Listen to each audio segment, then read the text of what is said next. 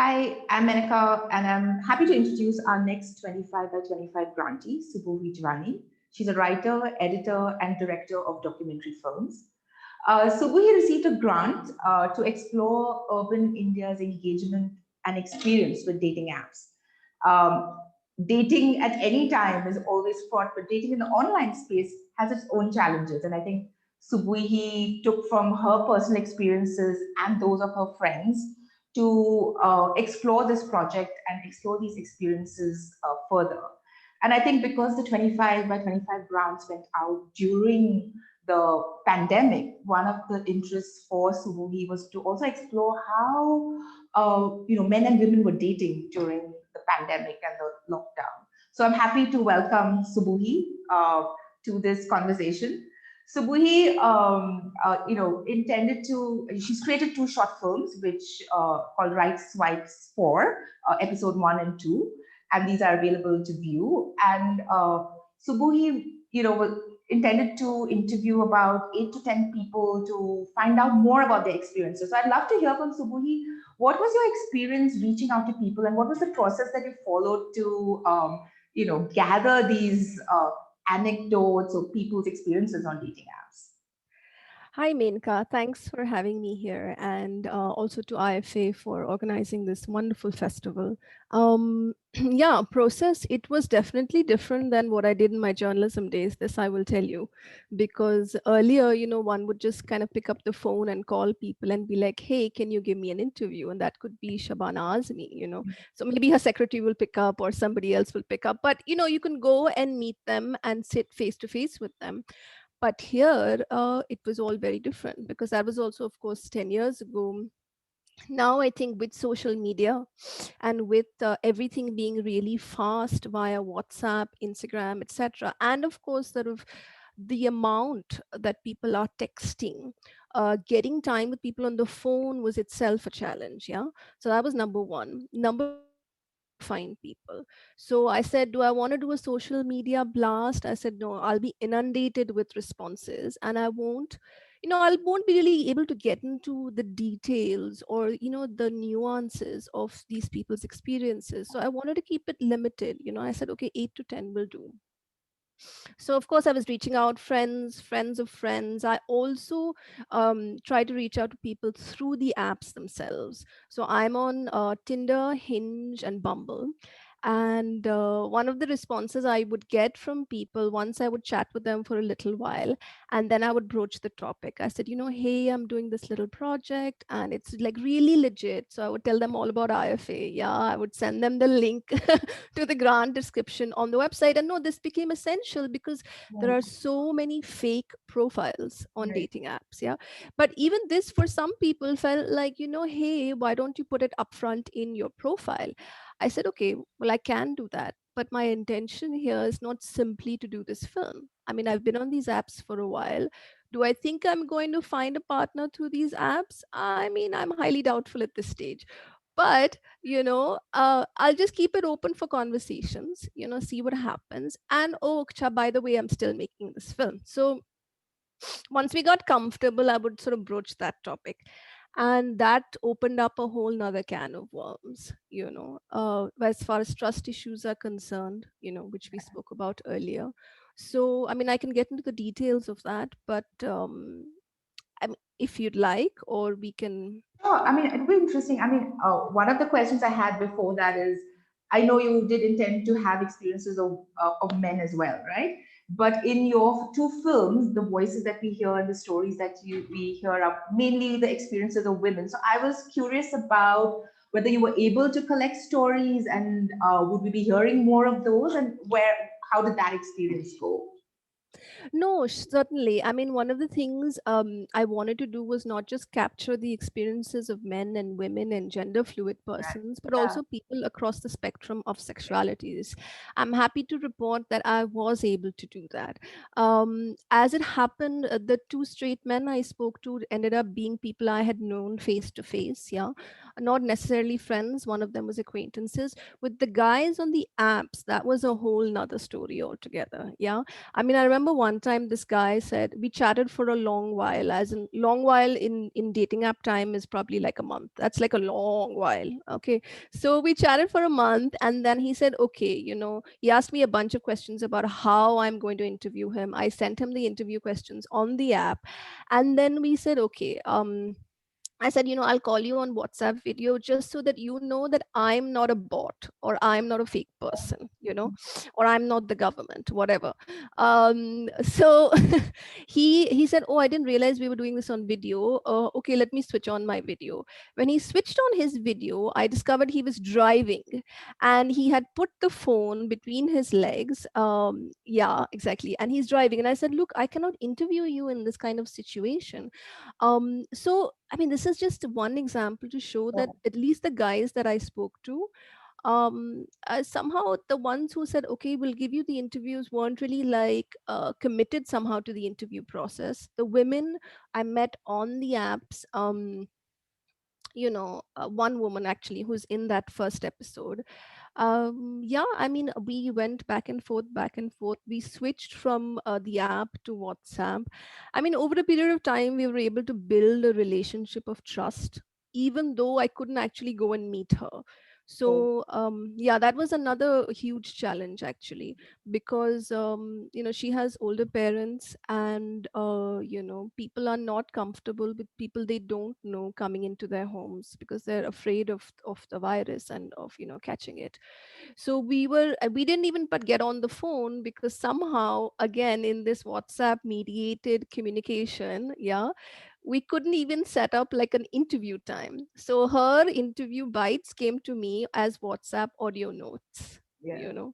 So I mean, that's just a tiny reflection of how mediated our lives have become. Yeah. No, it's interesting that you share, because I mean, in your film, of course, the different individuals speak about their experiences and challenges on dating app. But what you're talking about, this whole, how do we navigate the online space and the dating app, the whole issue of trust and how much you put out there. And these are very personal stories, right? Because it's about putting yourself out there and you're meeting people. So I think it's interesting to hear. Of course, there are the voices of your protagonists in the story, but it's also your experience of what you were, you being on the app as well, right?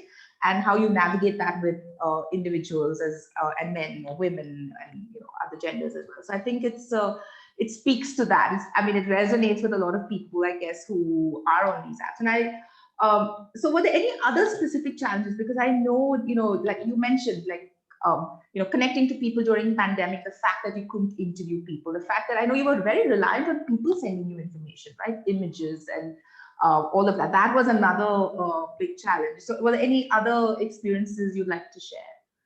Just one last, not last thought, but I wanted to mention with respect to men, and I getting get around to that, is that I did speak to actually a gay couple, and Okay. who met during the pandemic, and so they're in Goa, and they reached out to me because I'd sent a little WhatsApp message which they saw on some list, and they wanted to come forward and share their stories. And actually, I found that a lot of folks who are queer are much more open and willing to talk about this, and I think much less fearful than the heterosexual folks. Right. Right. Whether it's women or men, single or married. I mean, the married folks are definitely like, the men are not interested in talking because then they'll get exposed. Even the ones who are open and in supposedly polyamorous relationships, with the consent of their partners, that is, their partners are themselves also polyamorous, as are they. Even there is trepidation, there is fear, there is anxiety about openly talking about this. And I think it really has to do with the fact that dating is not accepted in Yeah. our society, Yeah. Yeah. right? True. True. Yeah. You were saying challenges, just to briefly speak about that. Yeah, I mean, what has happened is that I've connected, because I'm connecting digitally with people. I've connected with people in Dehradun, like Kritika. I've Yeah, connected with people in Goa. So, I mean, a pandemic is on. Now we're seeing the rise of cases again. And if I do end up going there, I'll have to come back and quarantine. Whether they're going to be comfortable with me coming there was also a huge question. Both their parents, actually, both the parents of both sets of subjects got COVID themselves. So, I said, how am I going to create images?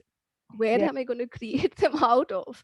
As it turned out, Kritika, who is the subject of the second episode, she's very expressive and vocal on her social media handles. So I began to look at it as kind of an archive, you know, right, of her images and of her experiences. And I said, hey, why don't I try to put these together? And right. that's how the second kind of collage film kind of came about. Yeah, and I mean, I like Kritika's the collage film as well because I think it gives a nice insight into Dehradun and what the experiences of dating in a town or a city like that could be. So I thought, I mean, I was very fascinated by you putting together that film, and like you said, Kritika was very vocal. How did you get in touch with Kritika? Was it through the app, or was she a friend, or She's actually a friend of a friend. So, okay? I just reached out. I mean, in addition to kind of doing this, reaching out to people and saying, please reach out to other people and being on the apps. Yeah, I mean, actually, that's how I got in touch with her, because she's a friend of a friend. And yeah, we spoke on the phone and she agreed. And I said, great. Eh, That's lovely. Subhuhi, are there any other interesting stories or experiences that you'd like to share that's not in your films that perhaps we haven't seen yet? Sure, yes. I think when I spoke to the straight men, a very interesting thing came up, and there's actually a pattern, and this is existent also, of course, pre-pandemic, which Mm, is that so men, of course, I mean, when they're on the supposedly straight apps, even though there are no such things, because queer folks are also on the sort of non-queer apps, yeah, but they're usually swiping right, because which is basically yes, because they're thinking, okay, you know what, I'll swipe right like 50 times and maybe I'll get one swipe right from a woman. So there is that kind of interesting imbalance, if you will. Secondly, both men spoke to me about how they ran into women who are actually looking for sex work okay. on the apps, and this is, of course, it exists even before the pandemic.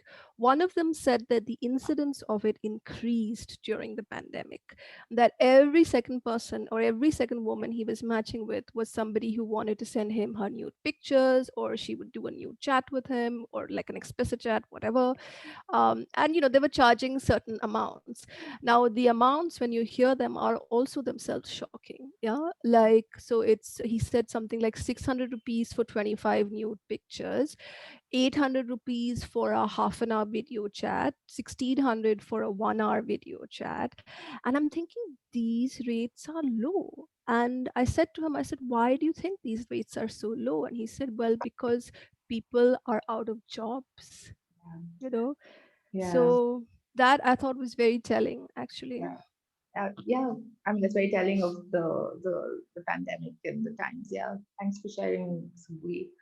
Um, Subhuhi, I know you interviewed more people. So I'm just curious, are we going to see episode 3 and episode 4 or of Right Swipes 4? To put those given how demanding the whole process is, I'm also hoping that some support will come along, either from the grants looking out for me, or from me, sort of looking and for the grant applications. But well, even if all of that doesn't work out, right? And we live in a time also when the availability of grants Yeah, themselves, I yeah, mean, you know this better than anybody else, is not just limited, but I mean, for grant making organizations to give grants, is a huge challenge. And for grant, applicants like myself, you end up applying for, a ton of them, and you get like maybe one, if that at all. So whether or not that works out, I mean, in a certain way, I do feel a responsibility, to these people who have opened up to me, who have shared their stories and really their lives, so then it becomes my responsibility to try to see if I can put their stories out there. Yeah. Good luck with that, Subuhi. I wish you luck, and I hope we will see more episodes of your film. Thank you so much for joining us, Subuhi. And for audiences out there, Subuhi's film, Right Swipes 4, episode 1 and 2 are available. They are linked in this video. So do watch them if you haven't seen them already. Thank you so much.